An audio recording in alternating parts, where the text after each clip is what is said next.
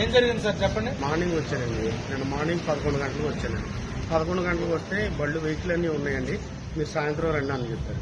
సాయంత్రం వచ్చాను. సాయంత్రం వచ్చి న్యూజిలాండ్ నుంచి విజయవాడకి అయ్యప్పటి కేసు ఉందండి, డీజిల్ కొట్టండి అని చెప్తే కొడతా అని చెప్పి మమ్మల్ని 20 నిమిషాలు ఇక్కడ పెట్టి వర్కర్స్ అడిగితే కొడతా అన్నారు.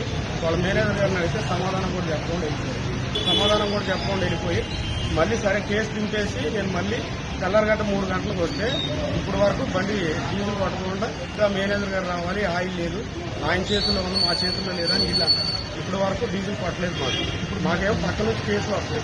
మీ కొంతమంది ఇంకా బయట వాళ్ళకి ఎవరికన్నా ఆయిల్ కొట్టడం చూసారా? కారులో కొట్టారు, క్యాన్లలో కొట్టారండి.